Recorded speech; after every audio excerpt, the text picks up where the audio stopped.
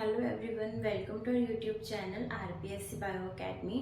हम जो unit discuss कर रहे थे वो थी एनिमल फिजियोलॉजी और उसके अंदर हमारा जो टॉपिक चल रहा था वो था बॉडी फ्लूइड्स एंड सर्कुलेशन। तो बॉडी फ्लूइड्स एंड सर्कुलेशन के अंदर हम जो पढ़ रहे थे हम बॉडी फ्लूइड्स के बारे में, और हम ह्यूमन की बात करेंगे तो बॉडी फ्लूइड के बारे में हम जनरली क्या पढ़ते हैं, ब्लड। तो हमारा जो टॉपिक चल रहा था हम पढ़ रहे थे ब्लड की कॉम्पोजिशन। तो ब्लड की कॉम्पोजिशन के अंदर हमने क्या देख लिया था, हमने प्लाज्मा को पढ़ लिया था और हमने आरबीसी को भी पढ़ लिया था। प्लाज्मा को पढ़ लिया, आरबीसी को पढ़ लिया। आज हम क्या पढ़ेंगे, डब्ल्यूबीसी एंड प्लेटलेट्स। तो आज का हमारा जो टारगेट रहेगा वो रहेगा डब्ल्यूबीसी एंड प्लेटलेट्स को हमने आज कवर करना है, जिससे कि हमारी जो ब्लड की कॉम्पोजिशन है वो कंप्लीट हो जाएगी। ठीक है, तो आज हम स्टार्ट करने वाले हैं डब्ल्यूबीसी। डब्ल्यूबीसी को ल्यूकोसाइट्स भी कहा जाता है। डब्ल्यूबीसी को क्या कहते हैं, ल्यूकोसाइट भी कहते हैं। अब इसके अंदर जो इसका न्यूक्लियस प्रेजेंट होता है उसके बेस पर इस डब्ल्यूबीसी को टू पार्ट्स के अंदर डिवाइड करते हैं। फर्स्ट पार्ट होता है ग्रैनुलर, सेकेंड पार्ट होता है agranular and agranular WBC कह सकते हैं, या फिर granular and agranular leukocyte भी कहते हैं। तो ग्रैनुलर का मतलब है कि इसके साइटोप्लाज्म के अंदर ग्रेन्यूल्स प्रेजेंट होंगे। साइटोप्लाज्म में अगर ग्रेन्यूल्स प्रेजेंट हैं तो फिर वो क्या हो जाएगी, ग्रैनुलर। और अगर साइटोप्लाज्म में ग्रेन्यूल्स एब्सेंट है तो वो कैसी डब्ल्यूबीसी हो जाएगी, ए ग्रैनुलर डब्ल्यूबीसी हो जाएगी। उसके अलावा ग्रैनुलर डब्ल्यूबीसी के अंदर जो न्यूक्लियस पाया जाता है वो होता है पॉलीमोर्फोन्यूक्लियर डब्ल्यूबीसी इसे कहा जाता है। जो ग्रैनुलर डब्ल्यूबीसी होती हैं उन्हें पॉलीमोर्फोन्यूक्लियर डब्ल्यूबीसी कहा जाता है, और इन्हें कहा जाता है मोनोन्यूक्लियर डब्ल्यूबीसी। इसे कहेंगे मोनोन्यूक्लियर डब्ल्यूबीसी और इसे कहा था हमने पॉलीमोर्फोन्यूक्लियर डब्ल्यूबीसी। यानी यहाँ पर जो न्यूक्लियस है उस न्यूक्लियस के अंदर क्या है, पॉलीमॉर्फिज्म देखने को मिलता है। पॉलीमॉर्फिज्म का मतलब है कि यहाँ पर इसकी जो न्यूक्लियस की शेप है वो चेंज होती रहती है, और चेंज होने के लिए यहाँ पर क्या प्रेजेंट होती है, लोब्यूल्स प्रेजेंट होती है। यानी लोब्यूल्स कहाँ प्रेजेंट है, इसके न्यूक्लियस में। यानी न्यूक्लियस में क्या प्रेजेंट है, लोब्यूल्स, जिसे हम क्या बोलते हैं, पालियां। तो पालियां प्रेजेंट है न्यूक्लियस के अंदर, और यहाँ पर न्यूक्लियस के अंदर जो है वो लोब्यूल्स जो होते हैं वो एब्सेंट होते हैं। और इन लोब्यूल्स की प्रेजेंस के कारण ही यहाँ पर न्यूक्लियस की जो शेप है वो चेंज होती रहती है, और इसलिए हम इसे क्या बोलते हैं, पॉलीमोर्फोन्यूक्लियर डब्ल्यूबीसी। और यहाँ पर लोब्यूल्स नहीं है तो डब्ल्यूबीसी की जो शेप है वो यहाँ पर चेंज, उसकी न्यूक्लियस की शेप चेंज नहीं होती, इसलिए हमने क्या बोला यहाँ पर, मोनो। ठीक है, उसके बाद हम देखते हैं कि कौन कौन सी डब्ल्यूबीसी ग्रैनुलर के अंदर आती है, कौन कौन सी डब्ल्यूबीसी ए ग्रैनुलर के अंदर आती है। तो ये चीज हम डिस्कस कर चुके हैं कि ग्रैनुलर के अंदर आएंगी एसिडोफिल्स, इसके अंदर आएंगी बेसोफिल्स एंड न्यूट्रोफिल्स। तो एसिडोफिल्स, बेसोफिल्स एंड न्यूट्रोफिल्स ये किसके अंदर आती हैं, ये आती है ग्रैनुलोसाइट्स के अंदर। और ए ग्रैनुलोसाइट्स के अंदर आएंगी मोनोसाइट्स एंड लिम्फोसाइट्स। तो मोनोसाइट्स एंड लिम्फोसाइट्स किसके अंदर आएंगी, ये आएंगी ए ग्रैनुलर के अंदर। तो ये हमने इसका एक फ्लो चार्ट टाइप हमने पढ़ा है कि किस तरीके से डब्ल्यूबीसी जो है उसको क्लासिफाई किया जाता है on the basis of cytoplasm and on the basis of nucleus. तो अगर साइटोप्लाज्म में ग्रेन्यूल्स प्रेजेंट है तो ग्रैनुलर है, अगर एब्सेंट है तो ए ग्रैनुलर। अगर इनका जो न्यूक्लियस है उसके अंदर लोब्यूल्स प्रेजेंट है जिसकी वजह से न्यूक्लियस शेप चेंज कर सकता है, तो इसे बोला जाता है पॉलीमोर्फोन्यूक्लियर डब्ल्यूबीसी। और यहाँ पर जो न्यूक्लियस है वो उसके अंदर लोब्यूल्स एब्सेंट है, इसकी वजह से वो अपनी शेप नहीं चेंज कर पाता, मोनोन्यूक्लियर डब्ल्यूबीसी इसे कहा जाता है। इसके अंदर हमने एग्जांपल्स देखे एसिडोफिल्स, बेसोफिल्स एंड न्यूट्रोफिल्स, और इसके अंदर एग्जांपल्स देखे मोनोसाइट्स एंड लिम्फोसाइट्स, और ये चीजें हम डिस्कस कर चुके थे। अभी हम स्टार्ट करते हैं फर्स्ट एसिडोफिल्स से।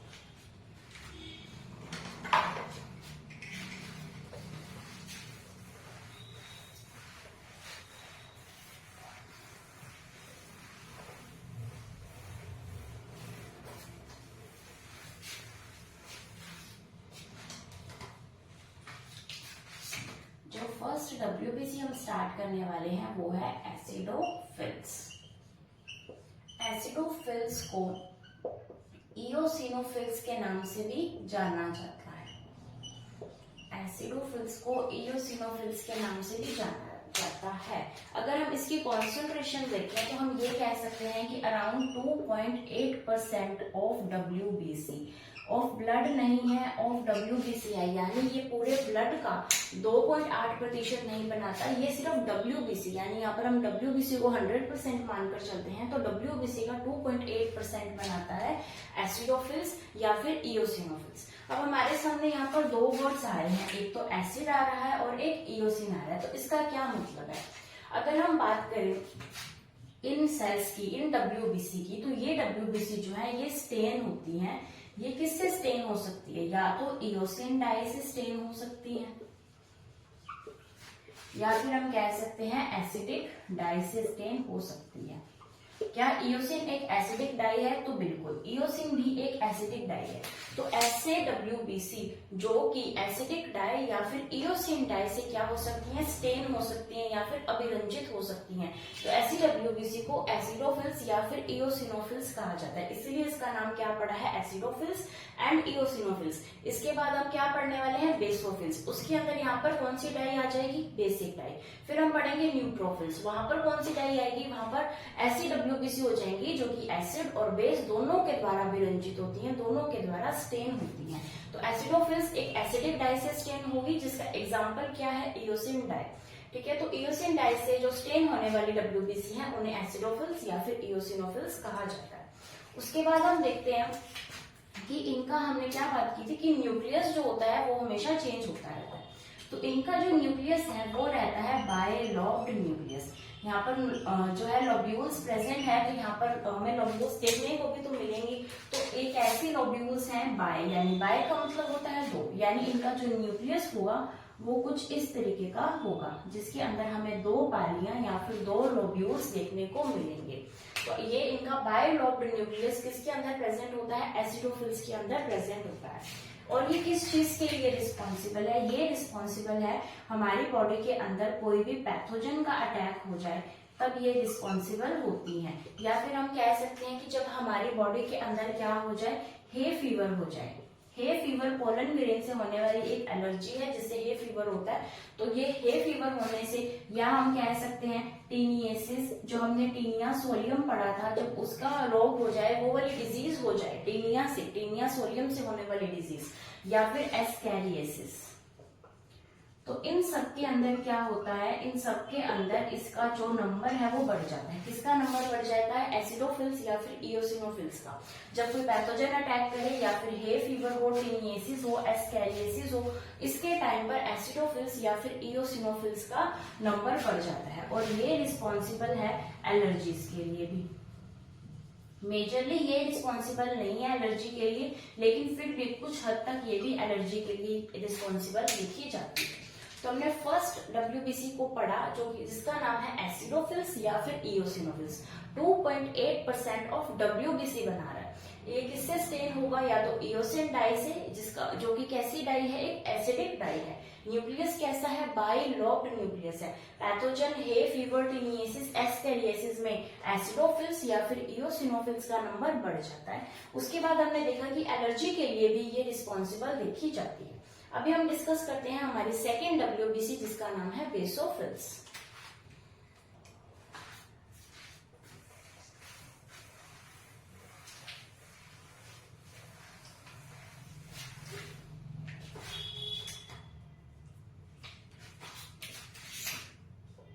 सेकेंड WBC आती है बेसोफिल्स।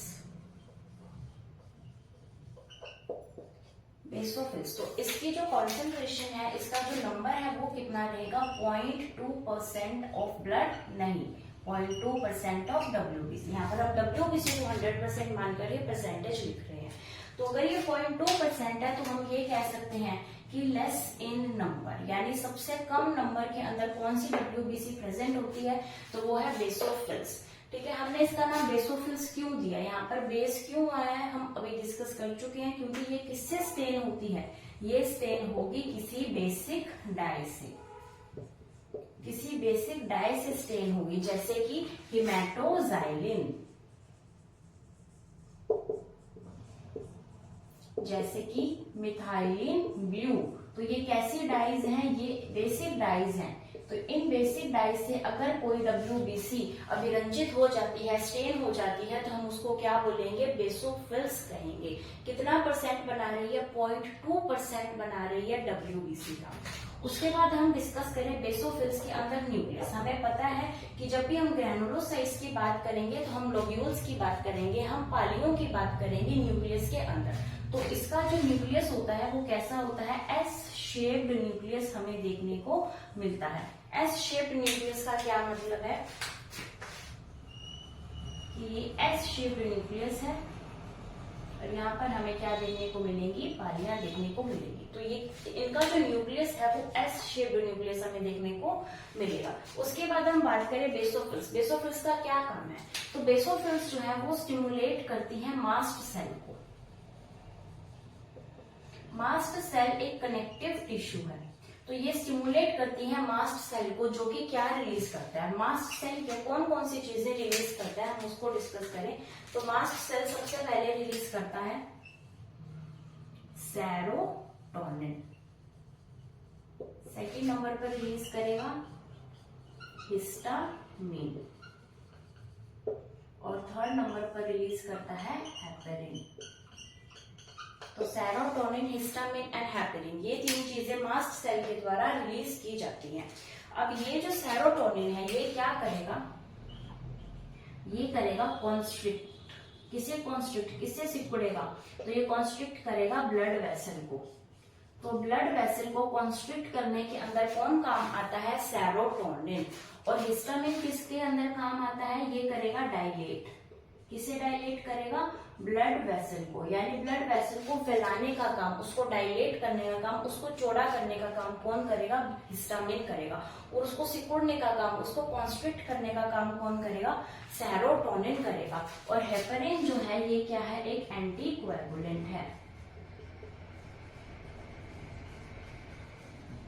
हेपेरिन एक एंटीकोएगुलेंट है। ये क्या करता है कि कोएगुलेशन होने से बचाता है। हमारे ब्लड के, हमारे बॉडी के अंदर जो ब्लड है वो निरंतर कॉन्टिन्यूसली फ्लो करता रहता है, उसके अंदर थक्का नहीं जमता। तो उसके थक्का नहीं जमने का कारण क्या है? यही हेपेरिन है, जो कि हमारे शरीर के अंदर ब्लड का थक्का बनने से हमें बचाता है।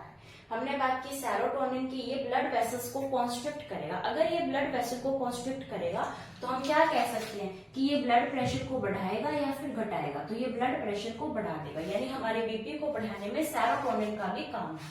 अगर हम बात करें हिस्टामिन की, तो ये ब्लड वेसल को चौड़ा कर रहा है, उसे डायलेट कर रहा है, तो इससे हमारा ब्लड प्रेशर क्या हो जाएगा? लो हो जाएगा। तो ब्लड प्रेशर को लो करने में कौन काम आ रहा है? हिस्टामिन का भी काम आ रहा है। ठीक है, फिर हमने क्या डिस्कस किया आज? अभी हमने डिस्कस किया बेसोफिल्स। बेसोफिल्स 0.2% बना रहा है WBC का। सबसे कम नंबर के अंदर कोई WBC प्रेजेंट है तो वो है बेसोफिल्स से। स्टेन होगी किससे? बेसिक डाई से। बेसिक डाई जैसे कि हेमाटोजाइलिन है, जैसे कि मिथाइलिन ब्लू है। इसका न्यूक्लियस होगा एस शेप्ड। ये किसको स्टिमुलेट करता है? मास्ट सेल को। और मास्ट सेल का क्या काम है?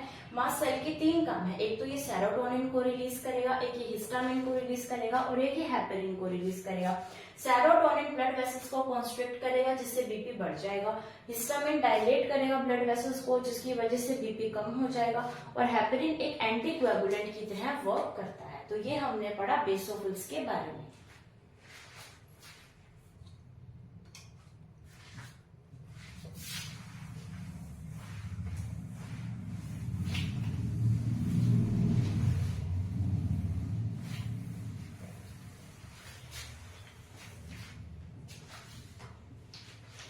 अभी हम डिस्कस करते हैं थर्ड WBC, जिसका क्या नाम है? न्यूट्रोफिल्स। न्यूट्रोफिल्स को क्या बोला जाता है? न्यूट्रोफिल्स ऐसे हैं जो कि कैसी है? न्यूट्रल है, यानी ये एसिडिक डाई से भी जो है स्टेन हो जाएगी और बेसिक डाई से भी स्टेन हो जाएगी। इसका जो अगर हम अमाउंट की बात करें तो अराउंड 62 to 65% ऑफ WBC ये बनाती है। तो 62 to 65% अगर WBC बना रही है तो ये कैसी है? इसका नंबर कैसा है? ज्यादा, यानी सबसे ज्यादा पाई जाने वाली WBC कौन सी है? न्यूट्रोफिल्स है। तो न्यूट्रोफिल्स किससे स्टेन होगी? एसिडिक एंड बेसिक डाई दोनों से। तो तो एसिडिक वाला एग्जांपल यानी हम यहाँ पर इओसिन भी लिख सकते हैं और बेसिक वाला एग्जांपल यानी हेमाटोजाइलिन भी हम यहाँ पर लिख सकते हैं। तो एसिडिक और बेसिक डाई से स्टेन होने वाली जो WBC है उन्हें हम क्या बोलते हैं, न्यूट्रोफिल्स कहते हैं। उसके बाद हम बात करें न्यूट्रोफिल्स की, तो ये नेचर कैसा होता है इनका, फैगोसाइटिक नेचर की ये होती है। फैगोसाइटिक नेचर का मतलब है कि क्या कैसी होती है, भक्षण करने वाली, भक्षणकारी WBC इन्हें कहा जाता है। और इन्हीं की वजह से यानी इसकी फैगोसाइटिक नेचर की वजह से ही इसे माइक्रोपुलिसमैन भी कहा जाता है। तो माइक्रोपुलिसमैन जो है वो कौन है, वो है न्यूट्रोफिल्स। अभी हम आगे बढ़ेंगे मैक्रोपुलिसमैन। तो मैक्रोपुलिसमैन अलग है, माइक्रोपुलिसमैन अलग है। तो माइक्रोपुलिसमैन कौन है, न्यूट्रोफिल्स कैसी है, फैगोसाइटिक नेचर की है, एसिडिक और बेसिक डाई दोनों से ही क्या हो जाती है, स्टेन हो जाती है। उसके अलावा हम बात करें न्यूक्लियस की, तो इसका जो न्यूक्लियस है, इसका न्यूक्लियस होता है मल्टीलोब्ड। मल्टीलोब्ड न्यूक्लियस हमें देखने को मिलता है। यानी अगर हम बात करें न्यूक्लियस की तो हमें कुछ इस तरीके से न्यूक्लियस इसका देखने को मिलेगा। यानी बहुत सारी पालियां हमें देखने को मिलेंगी। दो से ज्यादा पालियां जब देखने को मिले, दो से ज्यादा लोब जब देखने को मिले, तब उस न्यूक्लियस को क्या कहते हैं, मल्टीलोब्ड न्यूक्लियस हम कहते हैं। ठीक है, उसके अलावा हम यहाँ पर क्या देखेंगे, ये बार बॉडीज बनाता है। बार बॉडीज क्या होती है, बार बॉडीज ये होती हैं कि जो फीमेल होती है उस फीमेल के अंदर एक एक्स क्रोमोसोम जो है वो डीएक्टिवेट हो जाता है। फीमेल के अंदर एक्स क्रोमोसोम क्या हो जाता है, डीएक्टिवेट हो जाता है और उसे क्या बोला जाता है, बार बॉडी कहा जाता है। तो ये बार बॉडी का जो फॉर्मेशन है ये भी न्यूट्रोफिल्स करती है। जब भी सेक्स डिटर्मिनेशन होता है तो उसके अंदर ये भी एक बहुत बड़ा रोल प्ले करती है बार बॉडीज का होना। यानी अगर एक्स क्रोमोसोम की संख्या एक कम है, जितनी होनी चाहिए उसे एक्स क्रोमोसोम की संख्या एक कम है, इसका मतलब वहां पर बार बॉडी प्रेजेंट है, इसका मतलब वो कैसी है, वो एक फीमेल है। ठीक है, तो बार बॉडी सेक्स डिटर्मिनेशन में भी वर्क आता है और बार बॉडीज का फॉर्मेशन कौन करता है, न्यूट्रोफिल्स। यानी ये एक्स क्रोमोसोम को डीएक्टिवेट करने में भी हेल्प करता है। उसके अलावा हम बोले यहाँ पर एक हमें क्रिया देखने को मिलेगी जिसका नाम है डायपेडेसिस। डायपेडेसिस जो है वो दो WBC दिखाती हैं, दो WBC डायपेडेसिस की क्रिया करती हैं। सबसे पहली है न्यूट्रोफिल्स, सेकंड हम पढ़ने वाले हैं। ठीक है, अगर हम बात करें डायपेडेसिस की, तो डायपेडेसिस क्या है, डायपेडेसिस ये है कि ये वाली जो WBC है, यानी यहाँ पर हम न्यूट्रोफिल्स भी लिख सकते हैं। तो जो ये WBC है ये ब्लड वेसल की जो वॉल है, इस ब्लड वेसल की वॉल को पार कर जाती है। ब्लड वेसल्स की वॉल को पार करके हमारे बाकी टिश्यूज में चली जाती है। तो इसे क्या बोला जाता है, इस प्रोसेस को कहा जाता है डायपेडेसिस। यानी न्यूट्रोफिल्स क्या करेगी, ये न्यूट्रोफिल्स जब एक ब्लड वेसल के अंदर प्रेजेंट है, यहाँ पर क्या है, एक ब्लड वेसल, इसके अंदर क्या प्रेजेंट है, ब्लड प्रेजेंट है। तो ब्लड के अंदर WBC भी होगी, RBC भी होगी, प्लेटलेट्स भी होगी, प्लाज्मा भी होगा। लेकिन कुछ ही ऐसी WBC हैं जो इसको पार कर जाती है और इसको पार करने का जो प्रोसेस है उसे क्या बोला जाता है, डायपेडेसिस। तो हमने क्या पढ़ा, न्यूट्रोफिल्स। न्यूट्रोफिल्स को हिट्रोफिल्स भी कहा जाता है। न्यूट्रोफिल्स को हिट्रोफिल्स भी कहा जाता है। क्यों कहा जाता है, क्योंकि ये एसिडिक और बेसिक डाई दोनों से ही क्या हो जाती है, अभिरंजित हो जाती है, इसलिए इसका नाम क्या है, हिट्रोफिल्स भी कहते हैं। तो न्यूट्रोफिल्स सबसे ज्यादा नंबर में प्रेजेंट होती है। इसका जो न्यूक्लियस होता है वो मल्टीलोब्ड होता है। इसे माइक्रोपुलिसमैन कहा जाता है क्योंकि ये फैगोसाइटिक नेचर की होती है। स्टेन दोनों डाई से, एसिडिक और बेसिक से हो जाती है। बार बॉडीज की फॉर्मेशन करती है, डायपेडेसिस की क्रिया को भी ये शो करती है। इसी के साथ हमारे जो WBC के अंदर ग्रैनुलोसाइट्स हैं वो कंप्लीट होती है। अब हम डिस्कस करते हैं ए ग्रैनुलोसाइट्स को।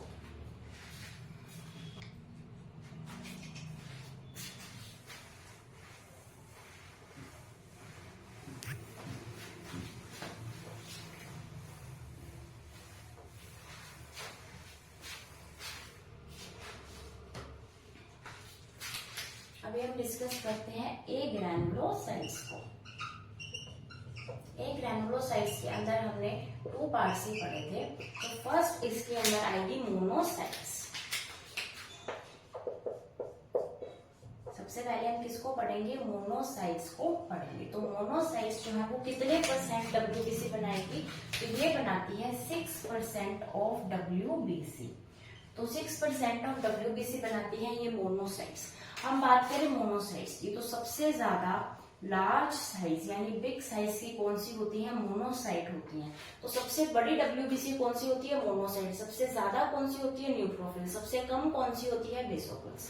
तो लार्ज साइज की डब्ल्यूबीसी कौन बनाती है, मोनोसाइट बनाती है। ये कैसी होती है, फैगोसाइटिक नेचर की होती है।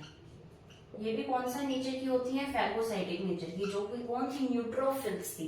अब ये लार्ज साइज की भी है, फैगोसाइटिक भी है, तो हम इसे क्या बोलेंगे, मैक्रोपोलिसमैन।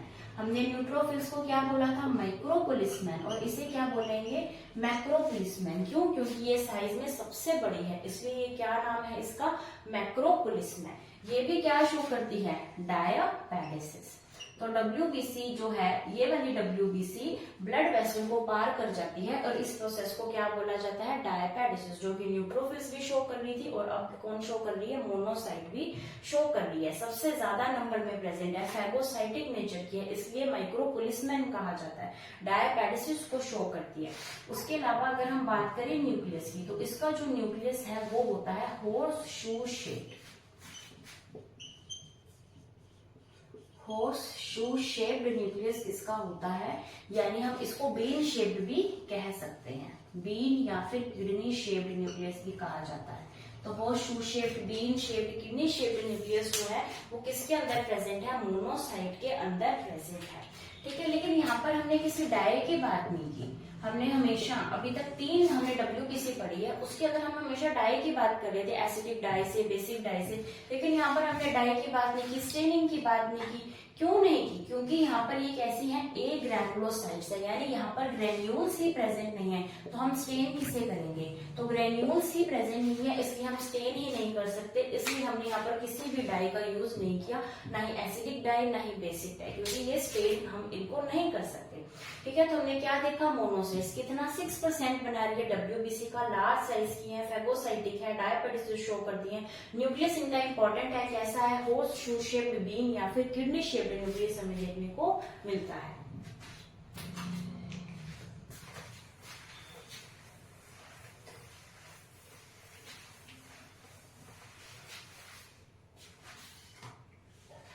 अभी हम किसकी बात करते हैं, अभी हम बात करते हैं लिम्फोसाइट्स की।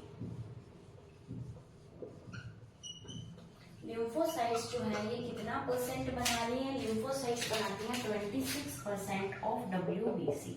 तो डब्ल्यूबीसी का 26% कौन बनाती है, लिम्फोसाइट्स बनाती है। हम लिम्फोसाइट्स को अगर डिवाइड करें तो हम इसको 2 पार्ट्स के अंदर डिवाइड कर सकते हैं, B lymphocytes and T lymphocytes.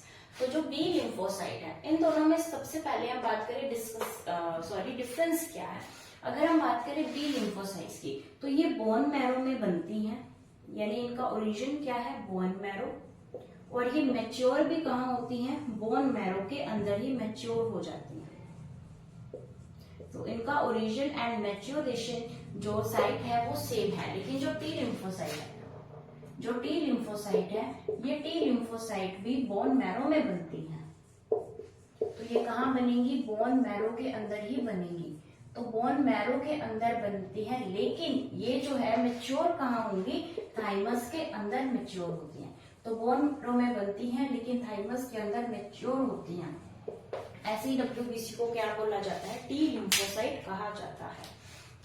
तो अगर हम बात करें बी लिम्फोसाइट, तो बी लिम्फोसाइट का क्या काम है, बी लिम्फोसाइट का ये काम है कि ये हमें ह्यूमोरल इम्यूनिटी प्रोवाइड करवाती है, ह्यूमोरल इम्यूनिटी प्रोवाइड करवाती है, या फिर हम क्या बोल सकते हैं, एंटीबॉडी मीडिएटेड इम्यूनिटी प्रोवाइड करवाती है। एंटीबॉडी वाली जो इम्यूनिटी है वो हमें बी लिम्फोसाइट प्रोवाइड करवाती है, यानी जो एंटीबॉडी एंटीजन रिएक्शंस होती है वो यही होती है।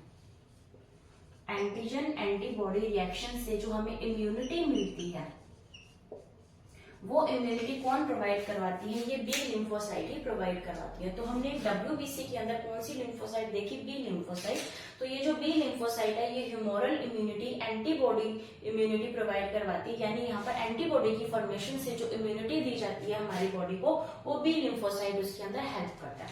अगर हम बात करें टी लिम्फोसाइट की, तो टी लिम्फोसाइट जो है ये सेल मीडिएटेड इम्यूनिटी प्रोवाइड करवाता है।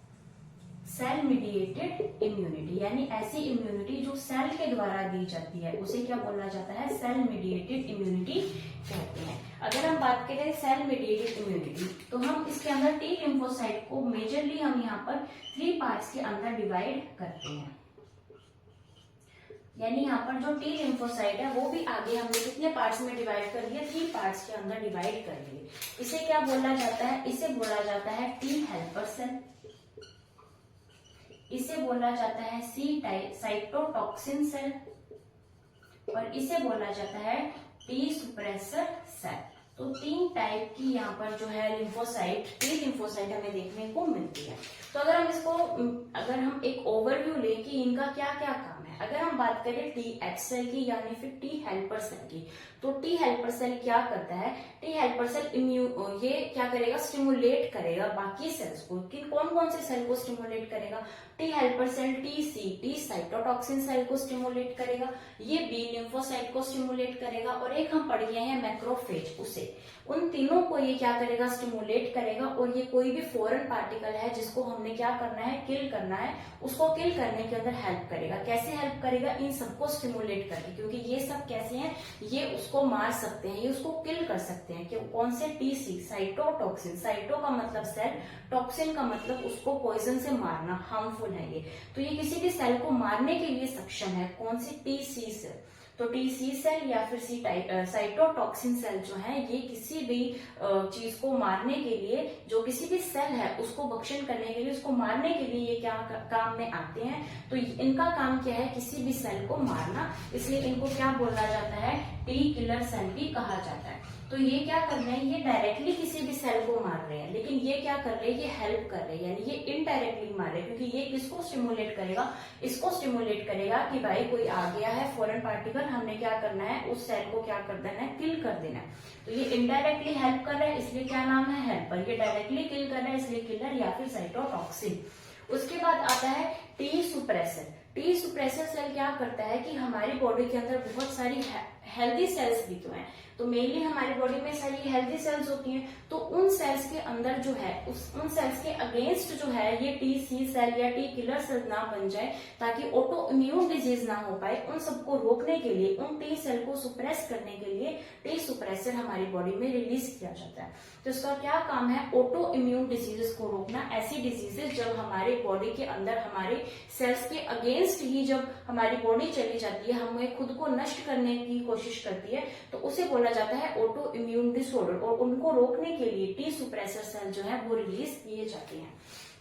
तो ये हमने क्या देखे, ये हमने देखे ए ग्रैनुलोसाइट्स के अंदर हमने देखे लिम्फोसाइट्स। तो लिम्फोसाइट्स के अंदर हमने B lymphocyte and D lymphocyte देखे। एक हमें एक एंटीजन एंटीबॉडी वाली इम्यूनिटी प्रोवाइड करवा रहा है, और एक हमारे अंदर क्या कर रहा है, एक सेल प्रॉपर जो वर्क करती है किसी दूसरी सेल को मारने के लिए, वो इम्यूनिटी जिसको कहते हैं सेल मीडिएटेड इम्यूनिटी प्रोवाइड करवा रहा है। ठीक है, अभी हम थोड़ा सा डब्ल्यूबीसी के बारे में और पढ़ते हैं।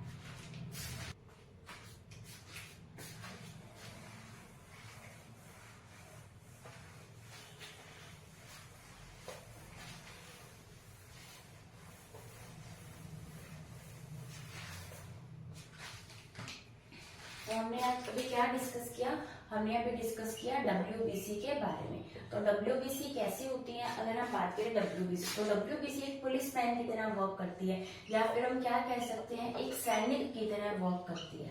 जिस तरह से सैनिक हमारी रक्षा करते हैं, उसी तरीके से डब्ल्यूबीसी हमारी बॉडी की रक्षा करती है, एक पुलिस मैन की तरह या फिर एक सैनिक की तरह। ये हमारी बॉडी के अंदर कितनी पाई जाती है, तो 6000 से 8000 या हम 10,000 भी लिख देते हैं पर mm3, ये हमारी बॉडी के अंदर पाई जाती है। कौन, डब्ल्यूबीसी। अगर हम बात करें डब्ल्यूबीसी, तो इसके अंदर हमें डायपैडिसिस की क्रिया देखने को मिलती है।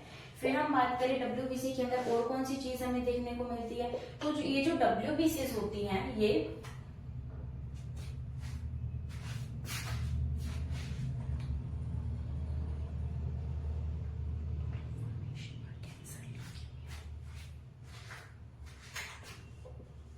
इनकी जो फॉर्मेशन है, इनकी फॉर्मेशन हो सकती है जैसे कि थाइमस से,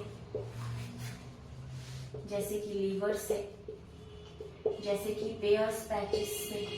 तो ये सारे के सारे क्या करते हैं, डब्ल्यूबीसी की फॉर्मेशन के अंदर हेल्प करते हैं।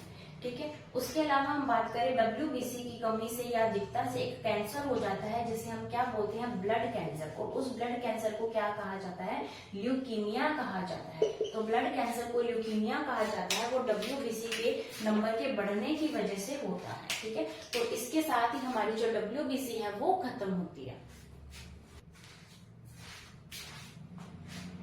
तो आज के लेक्चर के लिए इतना ही। हम कल के लेक्चर के अंदर हमारा जो प्लेटलेट्स बच गया हम उसको कंप्लीट करेंगे और उसके बाद हम हमारा हार्ट जो है उसके स्ट्रक्चर को स्टार्ट कर देंगे। तब तक आप वीडियो को लाइक कीजिए, शेयर कीजिए, हमारे चैनल को सब्सक्राइब कीजिए और हमारे टेलीग्राम चैनल को ज्वाइन कीजिए। Thank you.